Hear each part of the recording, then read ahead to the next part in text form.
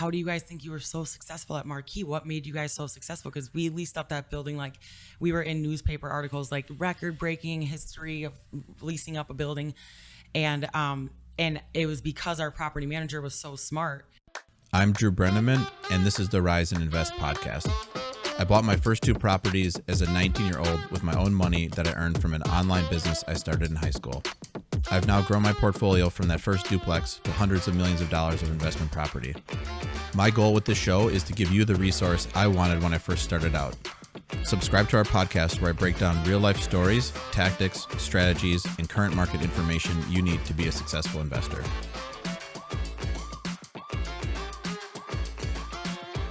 All right, welcome to the Rise and Invest podcast.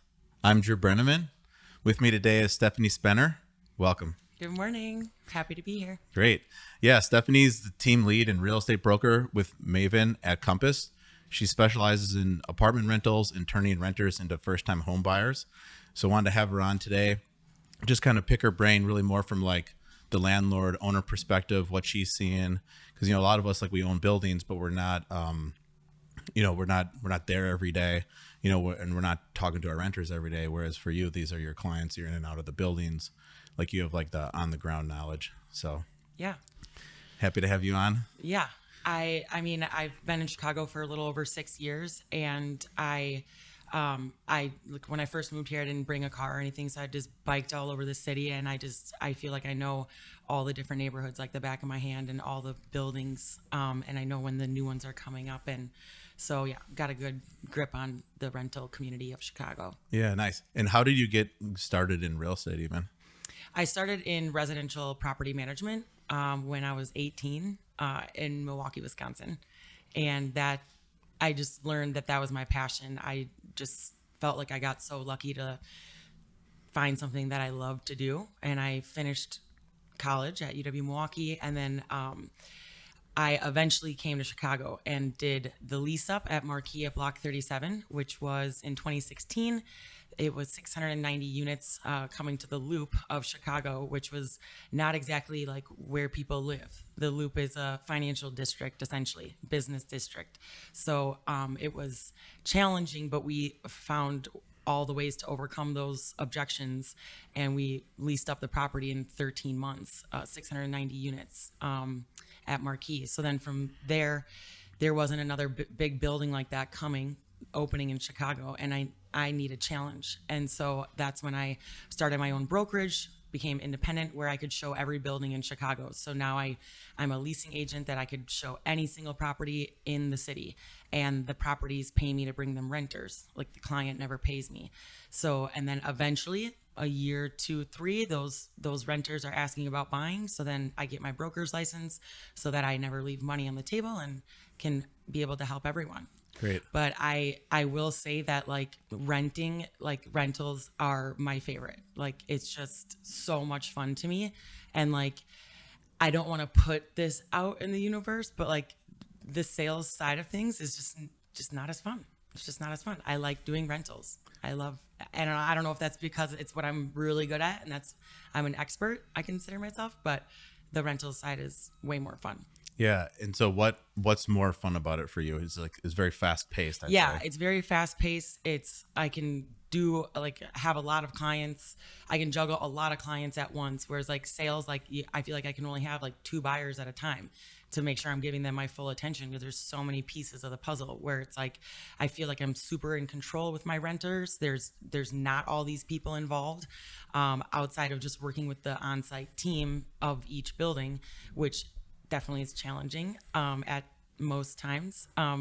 But I think the satisfaction that the renter has in the end with my services and expertise of finding matchmaking is essentially what a leasing agent should be doing. Yeah. And the gratitude and the satisfaction that the renter expresses to me in the end and throughout the process is just it feels so good. Nice. Yeah. And you don't have to worry about a physical inspection or finance contingency. Yeah, exactly. You just have to wait 8 months to get paid by the buildings. Yeah. I know. That's a big issue. I mean, buildings, and we, as independent contractors, we don't have anything to like nothing to ground our payments and stuff. So like there's nothing that says you have to pay this by 60 days. So like the buildings, they just pay us whenever. And it's like to the point where like some buildings, they're consistently not paying us. So it's like, I'm not working with that building anymore. I can't take a client there if you're not going to pay me when I did my job. Right. Or you got to wait 6 months for it after Yeah. they move in. So then in general, let's say just for context then, like what price points and areas are you working? I would say so. Well, one, I am a lead generator, so we just get leads that like pour through every day. At least 30 leads probably a day between myself and who I recently made a co-lead of my team, Kyra Button, who is a lead generator as well. So we have a bunch of different price ranges. What I work with versus like what my team works with is different. So like for me, it's like 1 bedrooms, I'm working at $2,800 or higher. 2 bedrooms, it's like $4,000 or higher. 3 bedrooms, it's like $6,000 or higher. And 4 bedrooms are like, 10 grand. Yeah. I just want studios. the context. So if you're listening in another area, these are essentially the rents in these like, the downtown parts of Chicago at these nicer high-rise like buildings. high rise, yeah. Yeah. So just for context, so we'll talk about amenities, different things today, but just want to just like set the stage, because if you're listening and you're specializing in, let's say like, $1,200 half the price of what I just said. Yeah. And we're talking about where I came from in Milwaukee, Wisconsin, like on college campus, like renting shitholes. No, talking about luxury properties with like all the bells and whistles. Yeah, just for context, because then if we talk about like your package room needs refrigeration, like that's that's at a certain price, so that's which I haven't got there as an owner yet, or even need to sell for that yet. But nice. And what's funny too, we're from the same part of Wisconsin actually. Who uses a rental agent then primarily? I would say busy professionals and people who do not know the market at all. Someone that's relocating and someone that is just a busy professional that doesn't have the time to sort through thousands of options and figure out, and then they can just tour like the best ones versus like touring 25 buildings when only 5 of them have laundry in the unit. Right. And they have to have laundry in the unit. Yeah. And it wasn't like clear and you didn't ask and you didn't know until you got there. You wasted an hour of your time. Right. And those are things you would already know. Yeah. And right, because when I moved, I relocated to Chicago, and on the first 1 or 2, like I used a rental agent where it wasn't you don't know like the area, for one. So it's a tremendous value even just for that, let alone like it's faster, but just even like I think I know where I want to be, but like you live here, you do this every day. It's really like the knowledge of the market too. And a lot of people like are like, oh, I want to live in Lincoln Park. I want to live in Lincoln Park. I want to live in Gold Coast. And I'm like, you say that, but you also say, I want a brand new unit. I want like X, Y, and Z. And like these, I have to be the expert and give them the knowledge of the market, which is Lincoln Park and Gold Coast are older neighborhoods. Most of the buildings don't have laundry in the unit. If that's like the most important thing for you, then we have to look at other areas. Come check out this area that feels just like Lincoln Park, but has everything that you want in your price range with laundry in the unit in a luxury, like a new luxury building. Yeah.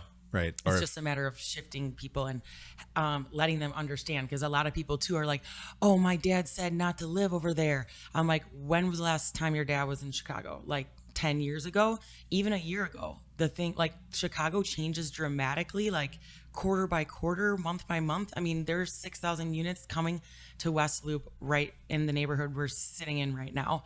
And it's just... So even with those 6,000 units, they're not going to all open in 2022. So it's like 2022 is going to be different from 20. Like, right. It's just when you think you know something, like you have to double check stuff. Yeah. Even within a matter of a couple months, because Chicago it's awesome how much we add to the skyline all the time. Yeah, and that makes total sense, because some of these neighborhoods and a broker actually threw me off on a deal to buy, and we were in Wicker Park, and he was talking about how, man, 10 years ago I've been scared to be here. This was probably said it 10 years ago now. This is time's going by quickly, but he would have been afraid. And it was interesting to hear that, because then all the stuff we bought over there, we crushed it on, because it's just continued to get nicer and nicer. Now it's an established neighborhood, price basically the same price over there as, the neighborhoods that have been nice for like 30 years, like Lincoln Park. So and same thing like South Loop. Like people think people think South Loop, they think South Side, and it's just not. Right, it's high rises. Like I'm like, come, and I drag them with me, come with me, and then boom, they're like moving in a second from River North that they're like never would live in South Loop. You don't know it. You don't know South Loop until you go there. Right. Have you been there? Yeah, and a lot of those buildings, they have nice views, like up the park. Like so 2019, 4,300 apartments came to the market in Chicago, and 48% of those were in South Loop. I lived in South Loop like 4 years ago before that. And I was just loving it, hyping it up. It's such a great area. And then boom, like the next year, 2,000 units came. Right. Nema, Essex on the Park, the Paragon, and Yeah, no, that makes a lot of sense. So then primary, let's say client of yours, someone they're busy, they're not familiar with the market they want, or they're moving from another area like that. What and a really big one too is virtual clients. So I have a lot of people that cannot come to Chicago before they move here. So that's a great way to like connect with a broker, a leasing agent like myself, who can tour you through the property virtually. So I can do FaceTime tours, video tours. We do Matterport video walkthrough. We can do 5 times the amount of tours in a day because they're virtual tours. And I don't have to meet with a leasing agent on site for them to take an hour to show the building, which is fine. But maybe they're showing stuff that my client doesn't care about, which is always the case. Yeah. Not to mention we have to find parking in the loop. Are you kidding? Like, not happening. And then it's just a waste of time. Let's not waste these people's time. And that's what I love. That's what I feel like my job is. Like, look, you're calling me, so I'm going to just like do this in less than 24 hours. I'm going to do all the work for you. You're going to pick your top 3. You're going to meet me at the first property. We're going to be done in like 2 hours. We're going to see 3 to 4 buildings in 2 hours in person. But just going back, it's, I think my services are also most beneficial to someone that needs to relocate here virtually. And maybe they've never been to Chicago, maybe they've been here once, maybe they visit all the time, but they're overseas for whatever reason, and they're like, I need to sign a lease today to move in September, and I'm not going to be there before September, Right, because if you're just going to try to do that from overseas with the buildings, they're just going to like sugarcoat everything for you. Like they're biased, of course. We won't show you the cemetery they're either next door. Biased, or I'm sorry, but their presentation could use help. Like, these on-site teams that are presenting virtual tours are not doing the property justice, and they're not giving the best first impression. First impression is everything. And you're going to say, hey, nice to meet you on a FaceTime tour. And they're going like this the whole time. And you're like, oh, look at this face. Like, and they're like, I can't see. And like, you're pointing it at your face actually, or like, it's not even the right, dimensions, because it's either like 0.5 or it's too close, or, and it's just like, if all the buildings could use one software for virtual tours, or have one exclusive virtual brokerage. Okay. There you go. To do all the work like that, we can be just closing so many more deals, giving way more first impressions, and then the on-site team just focuses on keeping the building maintained and keeping those current residents happy. Yeah. So then you see where, when you see, let's say it's like the property manager's also doing the leasing, or this is an on-site full-time leasing person you're talking about, kind of both? Yeah, really, I truly think that that's like the biggest problem right now, is that like so many people are disappointed in the transaction. Like the client, the renter, which is the most important thing, is disappointed from not having a good first impression, then not getting a follow-up email from the property because the property is too busy, then not getting, they put their application in and not hearing from the property for 3 days because they're busy. They've submitted an application. Like, don't you want to close, like get the lease to them as soon? Then they approve them. Then they wait a week to get the lease, 3 weeks to get the lease. A lease takes 2 minutes to type up. Essentially, the client could type it up themselves because it's a Chicago standard lease. A lot of the software, it just seems like the efficiency could be highly improved on so many levels, and everyone could be more happy if we separate property management from leasing. And you have the property management team. They are there to keep the current residents happy and to make sure everything runs smoothly there and maintains the building to its highest quality. New person's moving in. That's now your person as the property manager. They're now not mine anymore at that moment. They're now your renter. They're moving in with you. So you take it from here. Make sure they move in smoothly. Right.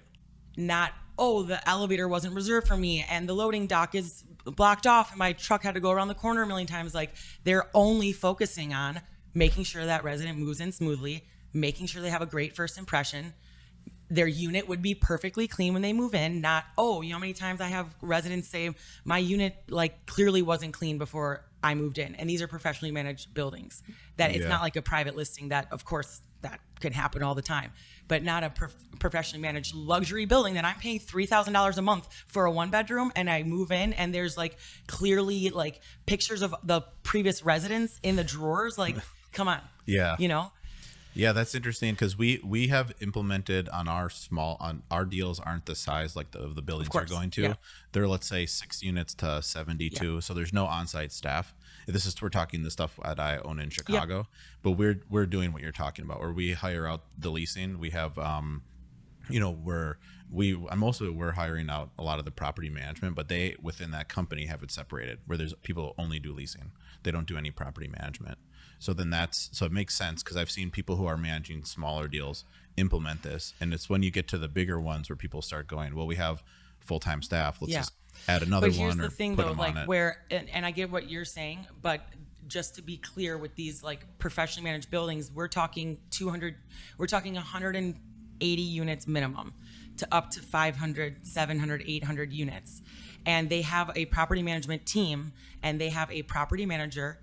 Depending on the size of the building, they'll have so at Marquee, we had 690 units. We had a property manager and an assistant property manager, and we had 4 leasing agents, including myself as a leasing manager. And that's a bad example. But just numbers wise, that's kind of what the team is looking at, right? And so they have the property manager and the assistant property manager, but then they have their leasing agents, and their leasing agents are supposed to be doing the leasing, but then they're like caught up doing so many more things, and they're not actually just doing leasing. Those leasing agents who are part of the property management team, it really needs to be like completely separated. Like, hire a brokerage that does leasing to do the leasing of the building, and then pass it off to the property management team that only does property management.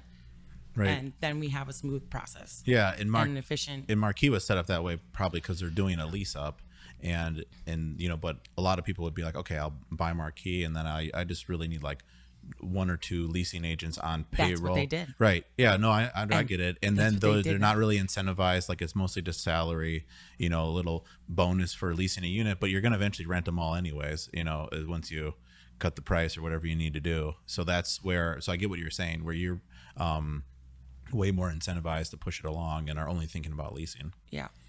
I think that's where like people would always say, like, how do you guys think you were so successful at Marquee? What made you guys so successful? Because we leased up that building, like we were in newspaper articles, like record breaking history of leasing up a building.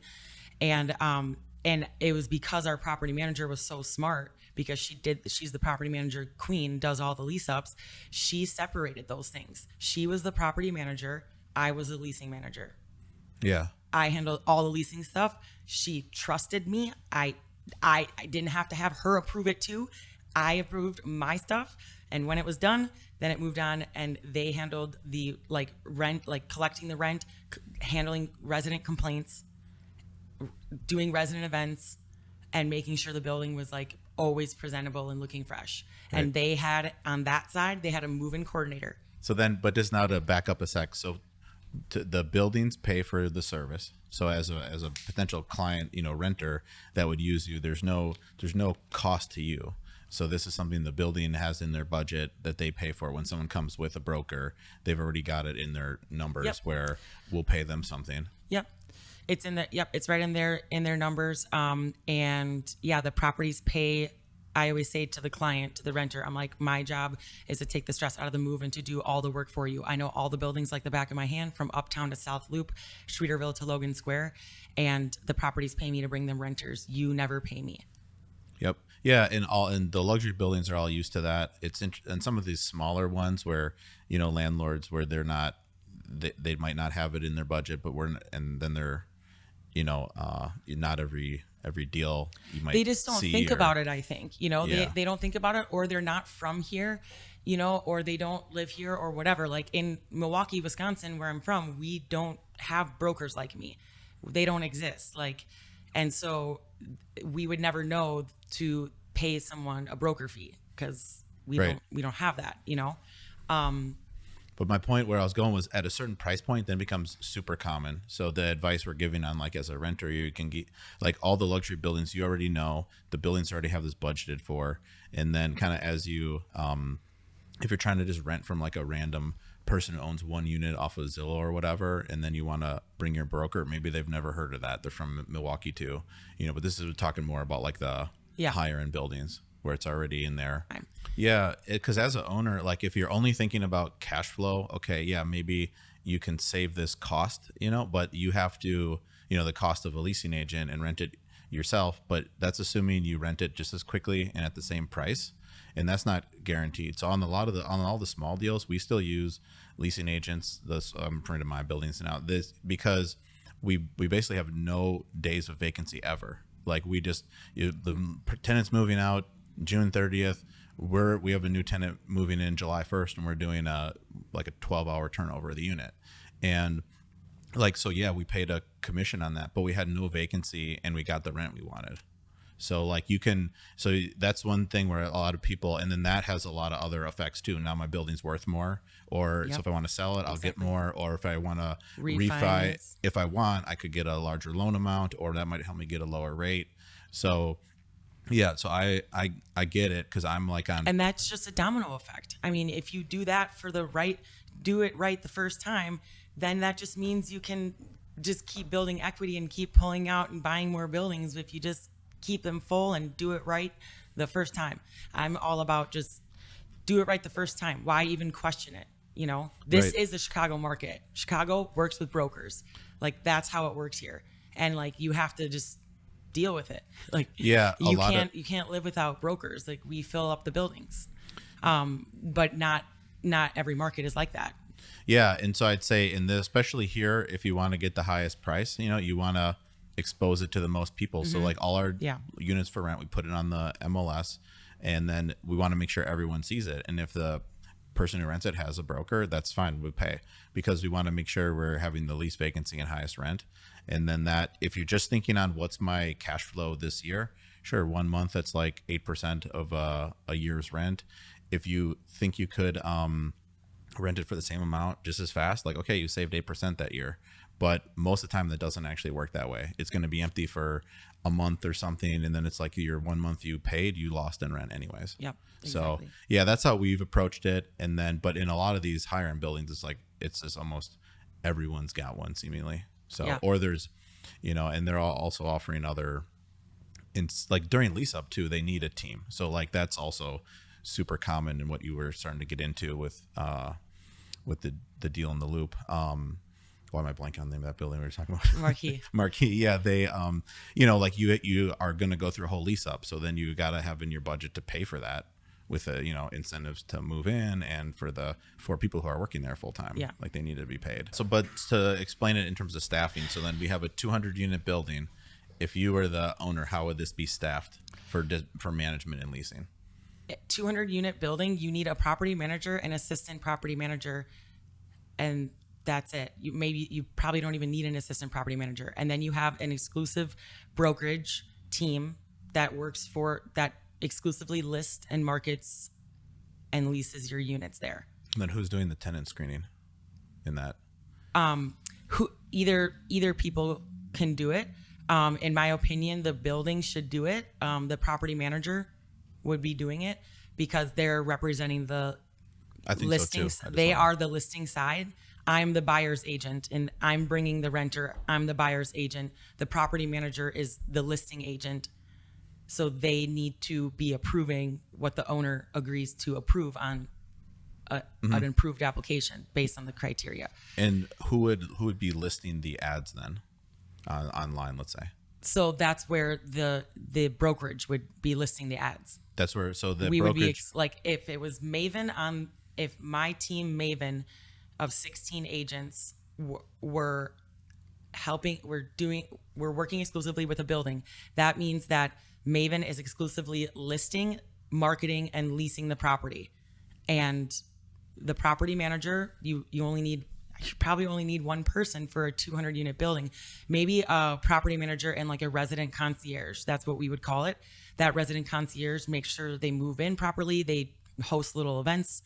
They do little things like that. And the property manager is screening the applications, approving them, and getting the lease out to them. yeah, because a rule of thumb in terms of like for a lot of owners use is on 100 units, it's one in, 1 one out. So one person that's a property manager in the office, and then one maintenance person that's the out.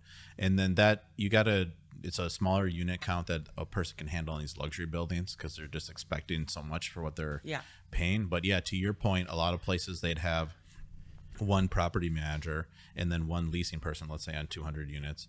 But your thought is you replace the leasing manager with like a concierge, and then the in-house property management staff, all they're doing is approving apps, and then who's doing the lease signing? They are. And then the property manager would approve the applications and send out the leases, because they need to make sure all that information is correct on the lease, because then they're going to be fully executing it in the end. So there would be a property manager and there would be a resident concierge, like a resident coordinator. And a resident coordinator is not paid as much as a leasing agent on site would be paid, plus their commission. You're paying them a little bit of commission, plus you're paying a broker commission on most deals. And our rule of thumb was that you have one leasing agent per 100 units. So at Marquee, we started with five leasing agents, and one of them was let go after a couple months. But just as you start, we don't have 700 units anymore. Now we're down to no, he just didn't perform at all. Okay. He was let go in 2 months, then I became the leasing manager. So really, just 3 people leased up the. There was 4. 6. Okay. Instead of 5. Got it. Yeah. Okay. But there should have been probably 6, because we had 690 units. But are you kidding me? You're gonna have that many agents? And then think about this. Here's what I also want to make very clear. At Marquee, we had 690 units. We had 4 leasing agents, and everyone needs a day off. They need 2 days off. So a lot of days, there was only 3 agents there, or maybe 2 agents. How many tours a day can I take in an 8-hour day? Right. Less than 8. So we're limited on the weekends. I'm just saying, in one day with 2 agents on site in a 690 unit building, I can only take less. I can take 16 tours if I took 1 tour every hour on the hour for the whole 8-day shift. 16 tours. A broker can do more than, like, a brokerage team could be like, if I have 16 agents, all 16 of us could be showing that building at once. We could all 16 of us be showing it virtually at once, and we can be, just closing triple the amount of deals.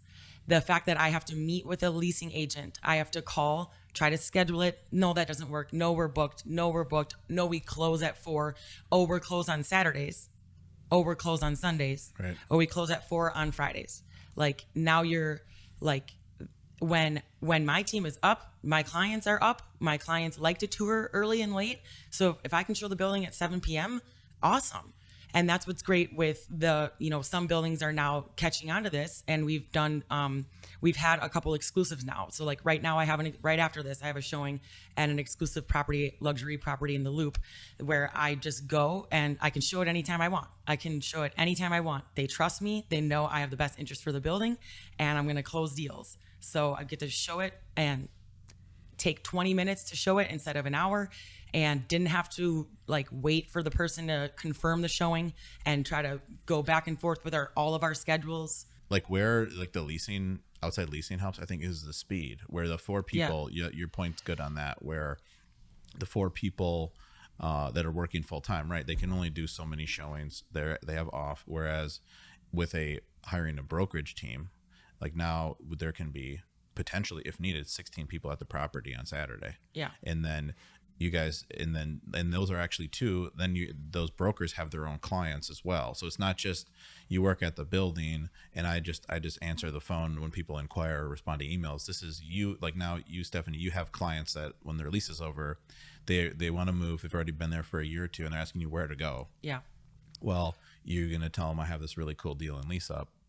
We have exclusive on it. You should check it out. Exactly. I mean, we have our lead gen alone, that like email list that we have is huge. So that's a whole nother thing that we can get into when I get my first dream actual brand new lease up building.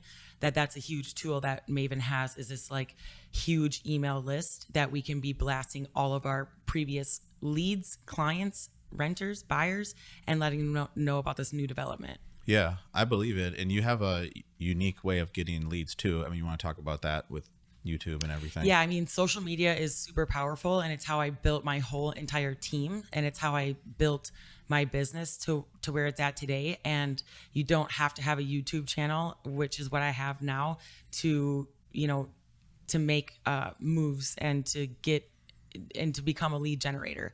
It's just about being like a people person and connecting with people in unique ways and engaging in unique ways through social media. And then somewhere along the way, I meet my partner, Stephen Caban, with Live Shy TV and with Full Bars Media. And he had this great idea to, start a YouTube channel where I am doing what I do on a daily basis, but showing everyone, the whole world, or whoever wants to watch it. So each episode shows one luxury property in the city, luxury rental property in the city, and I walk you through what it's like to live there and why you should live there versus anywhere else. And it's not just about the building too, it's about the lifestyle. And that's also a huge point that I want to make with separating leasing from property management as well. These leasing agents, like, they only know that building. They don't even know or think to know anything about the area. And sometimes they don't even know that building or the area. And I'm like, oh, what's the closest grocery store? They're like, I have no idea, I'm not asking that. My client asked that, but that's what I always tell my team. I say, you guys, like, cause it's overwhelming to think, oh my God, how am I supposed to know all of these buildings and bring my clients to these buildings I've never been to? I'm like, that's what the on-site team's job is. They are supposed to know everything about the building. So eventually you'll get there, but your job is to know about the neighborhood and the lifestyle and why that's good. That's a good fit for your specific client. Oh, they go to Rush and they don't have a car and they are nurses from like weird hours. Like, yeah, you want to put them right there. And that's why, and so my point is that as a apartment broker, leasing agent, I am showing you, I'm matchmaking you to not just a floor plan. I'm matching you to a lifestyle. Yeah. That makes perfect sense. Actually, my girlfriend, where she lives, like, the number one amenity she wanted is to be next to East Bank, which is like the best gym here, so it's interesting. Probably when she went to go see the building, who knows how much they're talking about East Bank, but she wanted to be like, rain or shine, winter is here, it's snowing, like, just make it easy to get out of the house, go to the gym. That was like one of the number one amenities. And that's what I say. I'm like, what's the most important thing for you? And then that's the first thing I ask every renter that I work with. So right. And in these buildings, it really is like a lifestyle choice where there's gonna, there's a lot of amenities there. There's restaurants, things you can walk to. It's a totally different deal than living in a lot of these other less urban places, for sure. You hear a lot, obviously, from renters. So, like, what are reasons they're moving? Because as an owner, like, if I can do anything to rent increases. Okay. 30% rent increases, 20% rent increases. Is it normal to get 100? Is it normal to get a 50% rent increase? I'm like, yes, you guys, we were paying nothing during COVID. Like, we literally had free rent, basically. Like, we were paying $1,500 for a studio in the Lowe's building. Like, wow, that's never going to happen again. Also, we're never going to have 2.3% interest rates ever again. And they're not high right now. They're just high compared to COVID. Yeah. And COVID's never happening again. Like, so we just have to get out of into this new mindset and get through it. Yeah. And I was actually thinking the other day, I've paid up a lot on a loan to get down to a 5.5% interest rate. And this was in 9, and we were like, we never touched that rate again for like a few years, and now it's crazy to think like we're right around there, and it's like a freak out time. Yeah. So whereas in 2009 we were, flexing on people like, hey, we begging just got for the it, yeah. best rate ever. Yeah. And then the next like 5 deals I did were all in the 6s. Yeah. And I just feel like just talking about that kind of stuff more and making people aware, because I was never even thinking about buying something then, and I am my client right now. Yeah. But we're talking about renters, not buyers. So yeah. Rent increases is like the number one reason why people are moving. But also I think like Chicago attracts a certain type of person. And that is this person that is like me. I'm easily bored. I have to have like something different all around me at all times. And like, I'm just moving to the next best building. Like I could be so in love with my building and still want to move.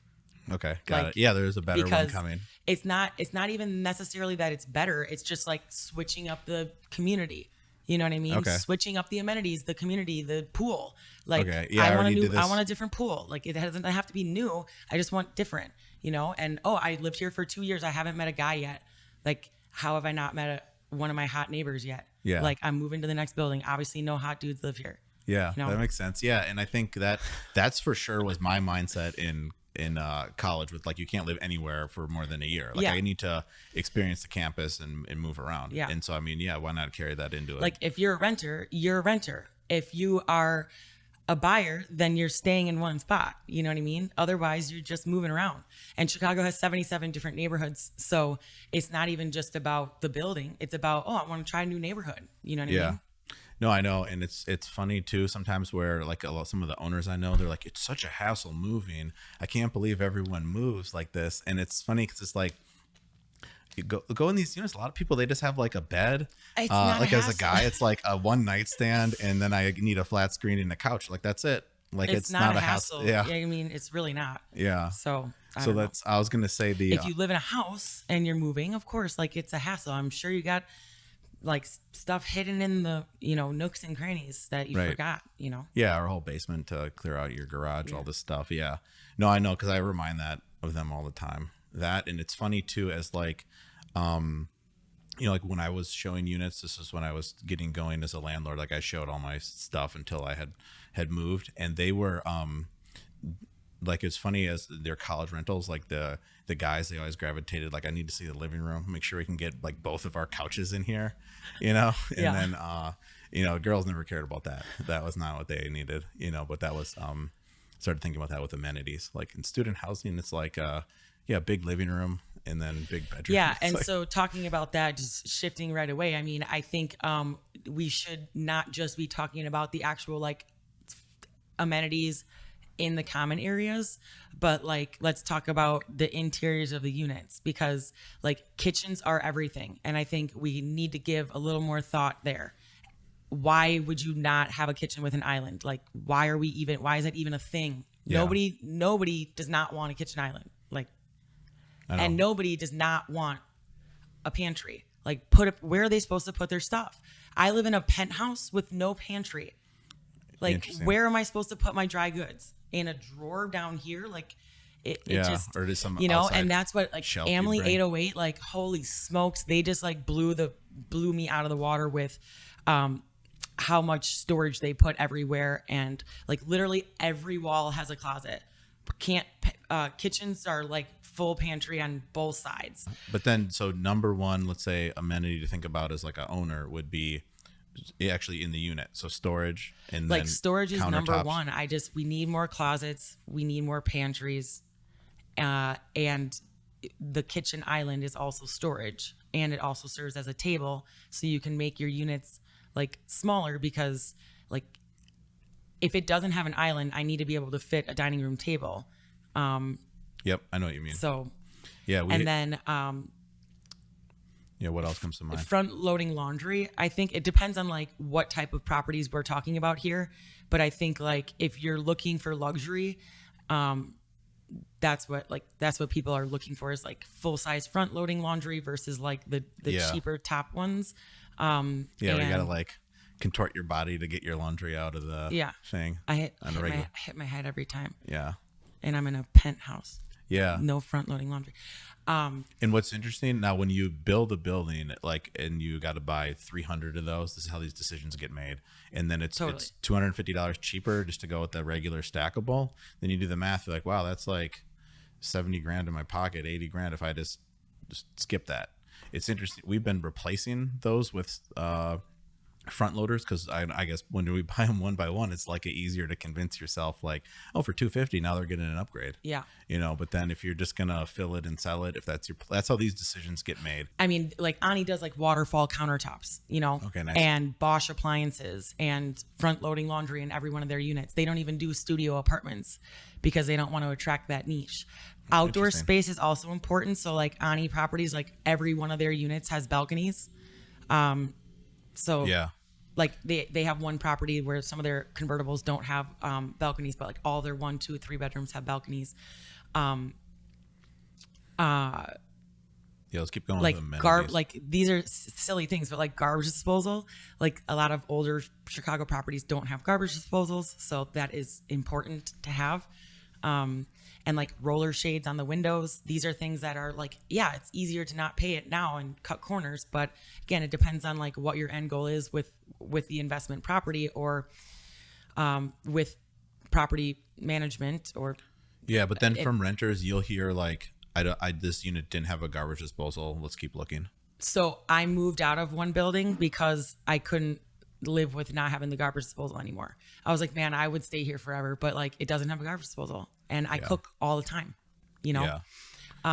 And it might seem like very unusual to 50% of people because 50% of people aren't used to ever having that in their life, whether they just were always lived in older buildings or they're from another country or state that like they don't even exist. Yeah, but at these price points now, it's like people are expecting a certain level. A good way to put it. If you want, so people are going to always move to the next building and next building, but if you want them to stay there as long as possible, then do it right the first time and put in good, like really nice stuff. You know? Don't cut corners. Yeah. And it just made me think like, well, maybe they don't want them there forever, but you can still increase their rent, every year.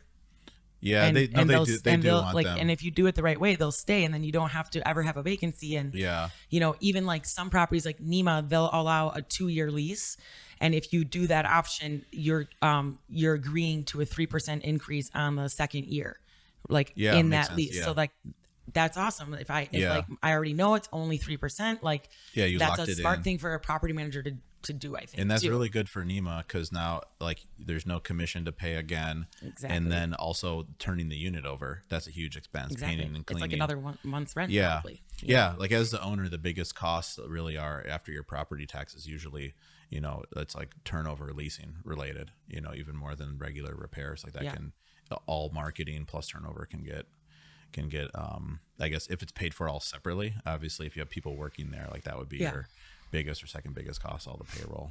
But like you said with like the wire racks, I mean, like, come on, why you gotta do that to me? Just build it out, Yeah, I know. But I get it. It's probably a quarter of the cost to do the wire racks. Or it's but it's like how long does that maintain? I mean, like how many times does it get ripped out of the wall and then you have to repair that, and like time is money, and like you're paying that maintenance guy, and then you probably have to buy a new rack and more like screws and whatever. And also like I have lived in my building for like a year and a half now, and I just recently was like, oh, I should probably just ask if they can move the wire rack up and add another one. And they're like, of course. Like, oh, really? Like they did it for me, but like, should ask them to build up why didn't they do it to begin with? Like, why just have one in there?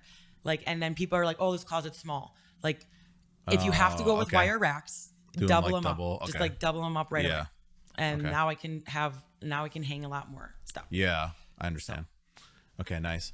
Yeah, so then think inside the units first on the amenity thing. Because one thing that I've always figured is, okay, these buildings, they have like all these things for, let's say, common area amenities, but though people barely use those things. You know, they're not using the movie theater or that's whatever. Truly like a really big point to make. And like, but the thing is, like, they still want it. They want to have it as an option. Yeah. But I think we should focus more on the actual interiors of the apartments. Yeah, that If makes we're gonna sense. spend money, like spend it where it matters. Don't buy cheap ass doors where I can hear everything next door to me because the door is made of paper. Yeah. You know what I mean? My doors are so thick that I can barely open it. Like, and they're nice and, you know, it's soundproof. I don't hear anything. I don't even hear when people knock on my door. Yeah, nice.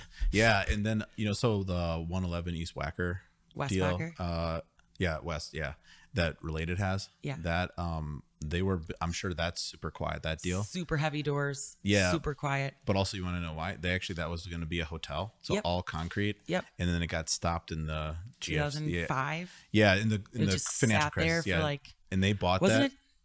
It was going to be a Shangri-La hotel. Yeah. And they bought it as just a concrete structure, and then they changed the plan. Like now Yeah. we're going to build apartments there. So you got a deal. So then that's like, to me, a huge selling point of that building. I've never seen anybody talk about. I mean, you may have, but like the floors are all concrete. Oh yeah, I do. So it's because yeah.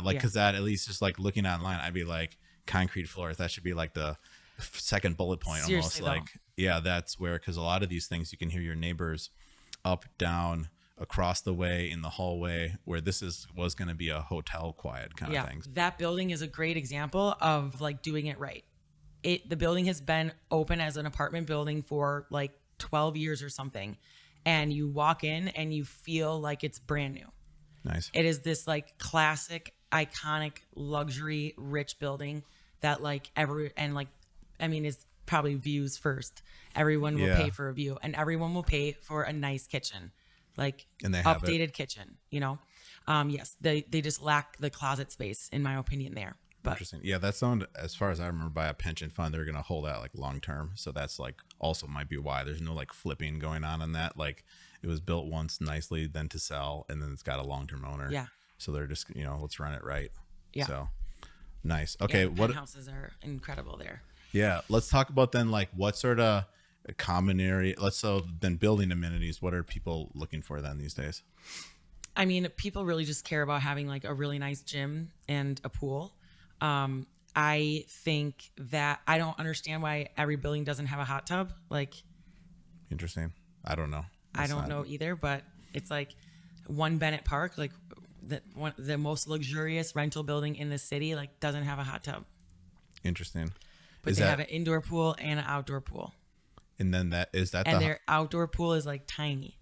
is that the highest end rental building in Yeah. Chicago now? Yeah. Okay, nice. I would say One Bennett is the number one.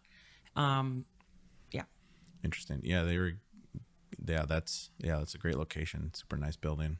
Yeah. And like anything Related does is nice. They know what they're doing. Exactly. So. And think about it. Related, they develop and manage their own buildings.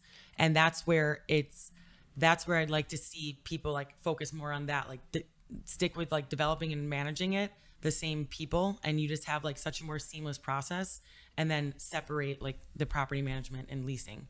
Yeah. And we just have like, to me, I can see it. I can see someone seeing my vision, and eventually like it officially changes with like these big buildings. I know some smaller buildings are doing it, but like when the bigger buildings do it, it's when you're really going to see the impact, you know? Yeah. And when I can do 18 virtual tours in a day and you barely got one tour in, you know what I mean? It's just like, it's a no-brainer. Yeah, I know. It's nicer even when I'm a licensed broker here. And so like, I don't, like if I'm looking for some on my own, like say I want to buy a house, like I was just going on my own. It was easier to just be like, it's my schedule. Yeah. And every house but one, the listing agent was like, cool, here's a lockbox.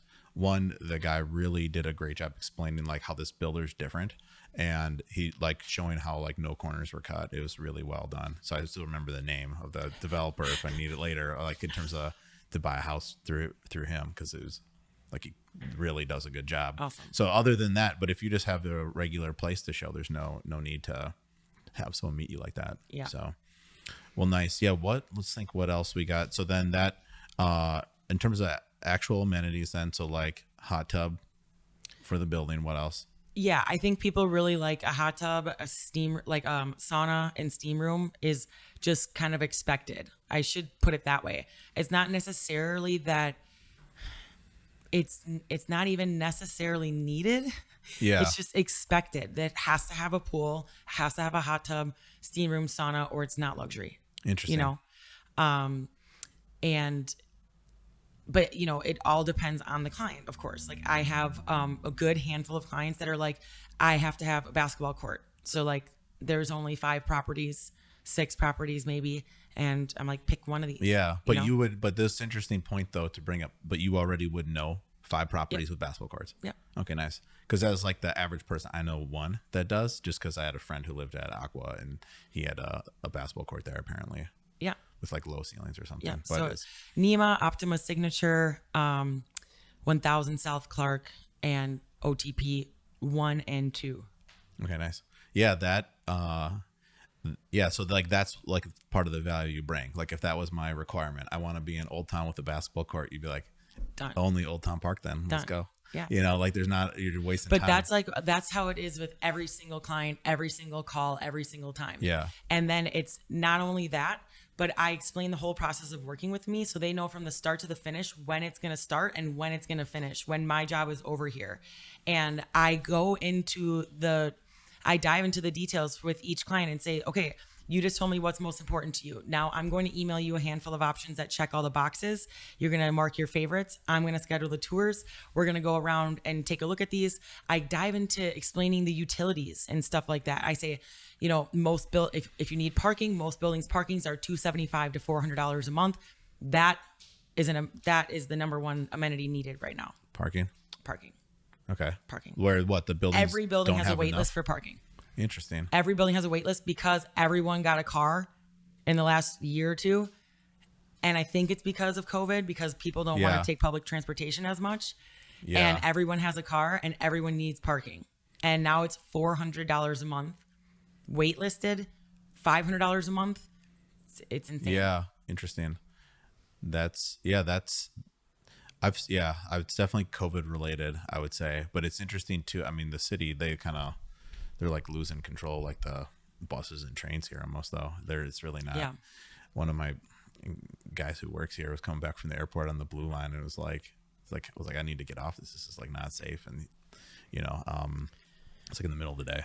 I would say the other big amenities that truly matter are like fast internet. So if like, whether it's in the common areas or not, and if you have a utility package that includes internet, people I have quite a few requests where they're like, I need to have 5G or I can't live there. Or like, I have to have, you know, like A certain whatever. speed. Mm-hmm. And then, yeah. And you would know from talking to people who have lived there, like what the internet's been like or. Yeah. And well, many reasons. Yeah. Yeah. And I already know, like, and I already know which ones suck and which Yeah. ones, but like NEMA is mesh. It's like fiber optic mesh wired entire building. I can ride on the elevator and be on a phone call the whole time. Okay. Wow. Same nice. thing with my building that I live in. I can be on the phone on my elevator, and to me, it's like priceless. Yeah. It's just priceless. I live on a top floor, and to spend that time in the elevator, and I can just check my emails. I think that's huge. You know. Yeah, because then that at that point you're on the building Wi-Fi, Yeah. and you know it's fast and connects. Yeah. Nice. Yeah. So then what do you think's changed then with the pandemic? Like parking, obviously. Like at these dog buildings? run too is a big thing. Like people dog run and bicycle storage. You know, those are like little things, but like people expect those, and people really like to have a dog run. Nice. What was your? No, other- keep going. If you had more amenities, that's I think that's yeah. yeah. So if you have a dog, it's like required. Oh, I need a dog run. Electric charging. Oh yeah, I'd like to Electric hear about this. charging should definitely be in every building, and you should not be like not having it. You can't have a building without at least one electric charger. How are you seeing most buildings use the charger? Like one person doesn't just rent a spot with the charger. It's like rotating. Yeah, they rotate, and it'll say like right on there like 6-hour limit or something like that. You know, and pray to God that people follow along. Is there a cost to use the charger? Or? So some buildings it's completely free. Some, like my last building that I lived in, we had Charge Point was the name of the company that was the EV charger, and I had 6 hours free a day, and then it was like $2 an hour after that. But I never needed more than 6 hours, so Okay, nice. it was free. And then like some buildings like Park Fulton over here that just opened, they had EV spots that you could pay $350 for designated EV spot, and like I almost moved in there just for that. That's what I was telling people Like- we should do here. Like we have we just have regular parking at this building, and it's like, why would you not get like 5 like on each side of the building, like EV spots? And if someone moves in with like a Tesla, I mean, they're kind of trapping them almost, like where they're like, this building, I have a designated Tesla charger. It's gonna take a lot to move. Like a lot. And then I'm telling you, it is money. It is money. That's what And I clearly, because I'm not on that side anymore, but it seems like Tesla is very cheap to install, like affordable. Like it's a supercharger. I can charge my car in 15 minutes, a full charge. Like any other charger, it takes 6 hours, like, or more. So, and right now I don't have any chargers in my garage, so I have to plug into the wall, and it is a nightmare, and I don't get any juice, and people are always parked in the spots that aren't electric cars. And I will say it, like somebody is going to do this. I hope somebody does this, and I hope it's in West Loop. The first person that opens an parking garage that's all electric is going to be a fucking millionaire. Like, think about it. And where you have one garage that everyone can go to, like the whole city is going to go there. You know what I mean? I have to either go to Burlington, like on Canal. There's a Tesla supercharger there. Yeah. Or there's a supercharger at the Marianos on Clybourne, or there's a superchargers at the Marianos, like way up north. Yeah. I rented a Tesla a couple times when we go down to Phoenix to look at these deals of ours, and they, these chargers are like all full, you know, and it's like I'm renting it, so I need to go somewhere. But it's interesting to see how like in heavy use these are, and what they put them, obviously places people are going, parking garages and like shopping centers and whatnot. Yeah, it's always like a Meijer, like it's always a grocery store. Yeah. In terms of actual amenities, one thing that buildings, like Zoom rooms, like I feel like people don't do enough private rooms.